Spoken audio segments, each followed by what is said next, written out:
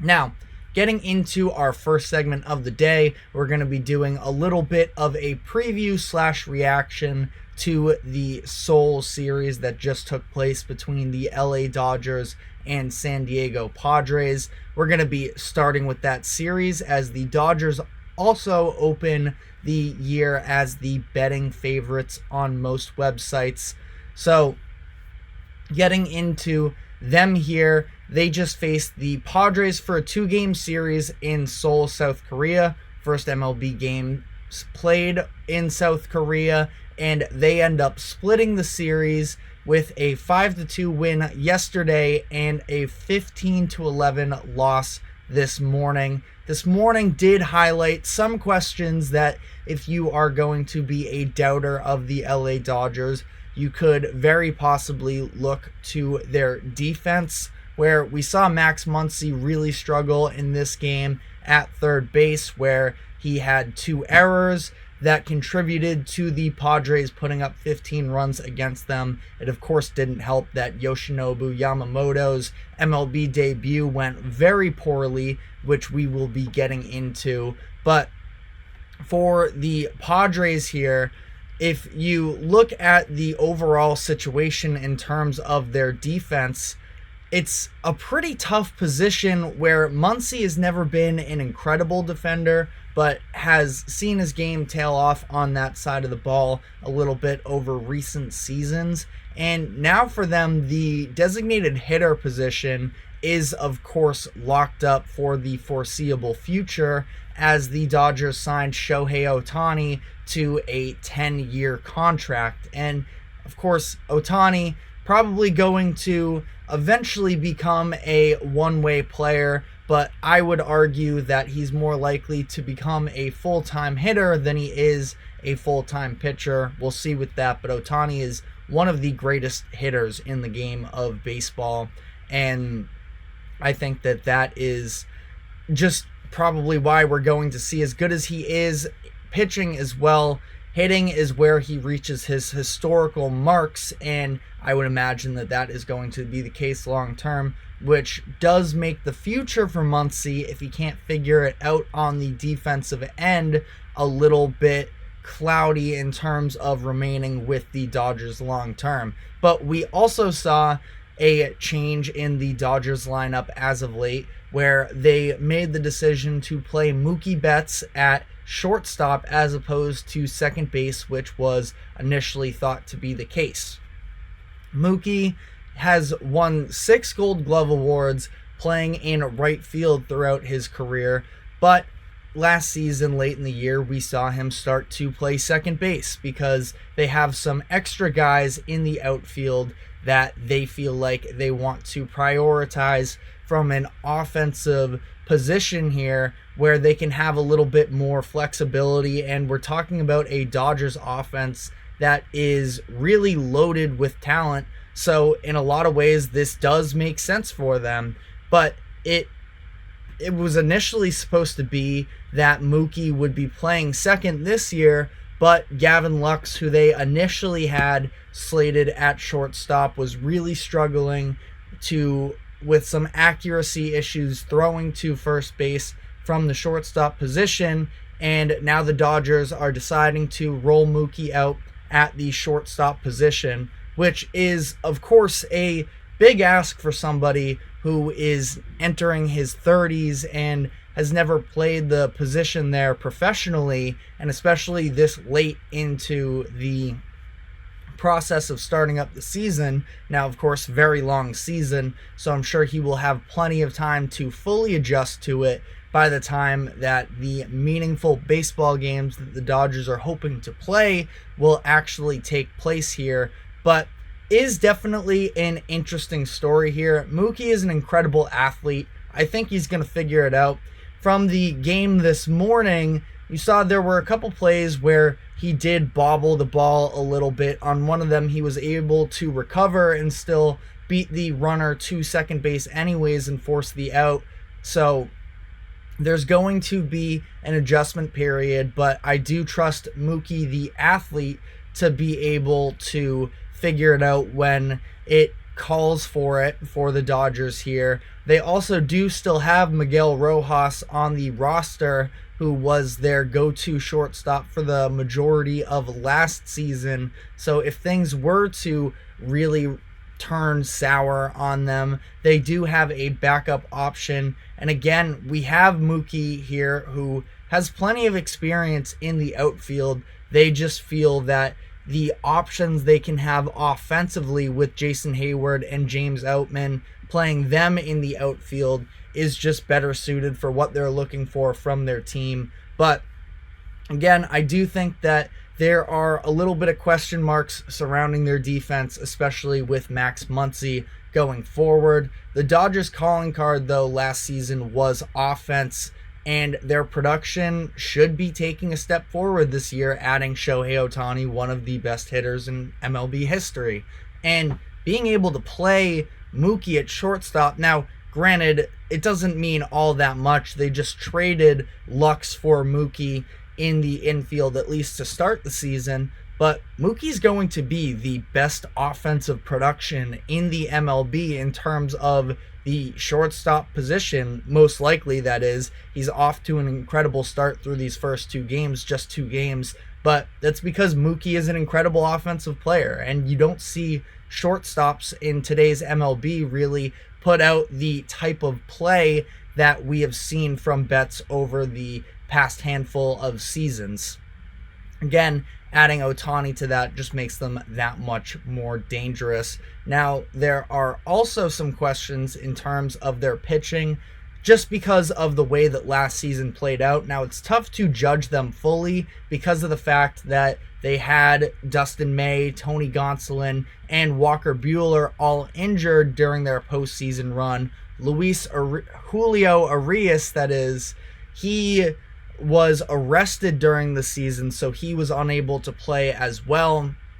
This season, they add some extra talent to their rotation. They bring in Yamamoto, Tyler Glasnow, James Paxton to help round out the rotation. And yes, Yamamoto's debut was absolutely disappointing. He just struggled with control throughout the one inning that he pitched, because that's all he was able to reach. His final line was 4 hits, a walk, 5 earned runs, and 2 strikeouts. So I don't think that this is going to be a fully long-term issue for him. It was strange almost how the control was just so off.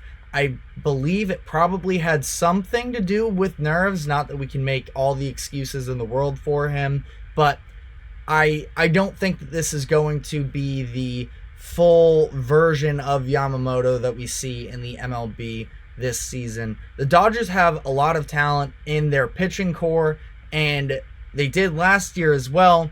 They ultimately just weren't all able to make it to the postseason in terms of availability. We'll see if they can this season. They also, if you look at last year's playoffs, got a historically, or especially more so just in terms of their standards, Mookie Betts and Freddie Freeman combining for just 1 hit in 24 plate appearances during that divisional round series. So can't really imagine that that is going to happen once again, but we'll see. This is a Dodgers organization that is always in the mix and yet seems to have disappointed for a handful of years now, but we will see how this all plays out. They are the favorites, and I guess we'll see. The Braves are second in betting odds to win the World Series this year. They were another team, talked about historic offense with the Dodgers. That was the calling card, the go-to with the Braves last season. But unfortunately for them, when the postseason came around, they just didn't exist against the Phillies. And now credit, of course, to the Phillies pitching staff. They did an incredible job in that series. But the Braves were shut out at home for the first time since 2021. It was over 2 years since the last time that happened, and they are returning a lot of their talent on the offensive side of the ball. So I don't think it should be a long-term issue for them. The biggest offseason move they made was to trade for pitcher Chris Sale. They moved off of their biggest remaining trade chip player, at least in terms of positional players, in Vaughn Grissom. Send him to the Red Sox in exchange for Sale. Now, Sale was traded to the Red Sox in 2017, was a key part of their World Series run, and received an extension following that 2018 season, but has just not been the same level of player. Ultimately ended up being a really bad contract for Boston, but now the Braves aren't paying that same price, and they are able to get ideally the best version of Sale since he started dealing with injuries after that year, where I thought that this past season was the best that he looked. If you look in terms of just being able to be available in the first place, he starts 20 games for the Red Sox last year, finished with a 4.30 ERA, which isn't tremendous, but it's also not bad, and there were stretches where he was dominant. So ideally, he can actually play the full season. We saw him ramping up a couple times and being frustrated with injuries. That's been a big part of his career past couple seasons, but I do think that the expectations are lower. He was supposed to be the ace for Boston, where the Braves already have a couple guys ahead of him in the rotation, and he isn't going to be expected to be really the full workhorse there. Another interesting piece that I'm not going to spend too much time on because I don't think that he's going to be a super prominent part of their upcoming season, but very interesting was the fact that they traded for Jared Kelenic. Kelenic was the number one prospect in the MLB pipeline for some time. He quickly climbed up into the majors, and he hasn't lived up to expectations just yet. The Mariners ended up trading him along with a deal that was a salary dump, and unfortunately that was just the level of value that he was seen at during this past offseason. But through 974 plate appearances, we have seen Kelenic hit just 204 with a 283 on base percentage. He did hit 253 last season, and he's entering his age 24 season, so the hope is that not all is lost with him. Again, probably going to be a bench piece for them, but it is intriguing nonetheless, I think, for this Braves team that has done such an incredible job developing talent, getting them under contract on the earlier side to end up becoming great deals. So we'll see how that all plays out there. But because of that note, they also have so many of these key players that have been a part of their core for a handful of years still under contract. They are one of the best, if not the best, front office in the MLB, in my opinion. You have the Rangers looking to defend their title in the American League. Using Vegas Insider, they are slated with the 6th best odds to win the World Series this year. They've been a high-spending team the past couple seasons. This offseason, not so much. They did just add Michael Lorenzen to their rotation. I believe that signing was yesterday, if not 2 days ago. Lorenzen was technically an all-star last year. The Tigers needed a representative. It's not like he was having necessarily a big-time all-star season, although he did have some high highs for the Tigers and then ultimately was traded to the Phillies, where he showed some flashes there, but ultimately the consistency was not there with Lorenzen. He had his ups and downs, hit the open market, and got just a $4.5 million contract from the Rangers. But I think this is a pretty decent deal for them, where they're dealing with injuries in their rotation. Max Scherzer, Jacob deGrom, and Tyler Mahle are all expected to miss some time at the beginning of the season, won't be back until later in the year, and Lorenzen, that is, can definitely carry some of the workload for them for the first bit of the season. And if he can reach those top levels that we've seen from him in stretches, this could be a sneaky nice signing for the defending champs. Now, we have the Astros, Yankees, and Orioles all listed above them in terms of odds. It's hard to deny the Astros at this point. I know that not a lot of people want to hear about the Astros, the villains, but enough time, in my opinion, has passed to the point where just this consistent success with them. Yes, they cheated, but it's clearly so much more than that. The way that they've put these rosters together, the amount of talent that they have, you can hate them, but other than cheating, clearly they're doing something right, where they have made the AL championship game series, that is 7 seasons in a row. They have made the World Series 4 times in that stretch and won it all twice. So the Astros are an extremely formidable opponent. They are the favorites in the American League as of now. The Yankees won a lot of headlines this offseason, of course trading for Juan Soto, who isn't under contract past this season just yet, but I'm sure that the Yankees are going to do everything that they can to possibly make sure that he is there long term. The thought of the duo of him and Aaron Judge at their full peak of powers is extremely scary for MLB fans and very intriguing to see how it plays out. Judge is still supposedly doing better now, but I guess during the offseason there were reports that the torn ligament in his toe that he suffered last year are still lingering a little bit. I don't think it's going to affect his bat whatsoever. If he's not as effective in the bases, then I guess it's a hit, of course, but that's not necessarily when you're hitting as many home runs as, a fully healthy Aaron Judge is. Ultimately, I think Yankees fans can sort of move on from that and be all right with it. But the issue is the rest of the lineup, and that's what it was last year, and it was really highlighted when Judge missed all the time that he did with that torn ligament, where there's just not a ton of super convincing surrounding talent. They had last year and have this year Gleyber Torres, who had a very solid season for himself. They just went out and added Alex Verdugo in the offseason with a trade.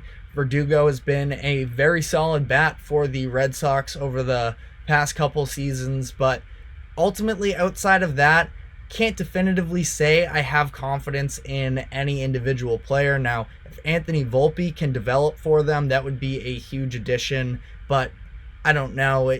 Last season was not great for him at the plate. You have a DJ LeMahieu who has always been more of a defender. Would be nice to see him have a bat. He's still solid in the lineup, but again, I just don't think that they have outside of, and we just talked about some of these teams like the Dodgers, the Braves, the Astros.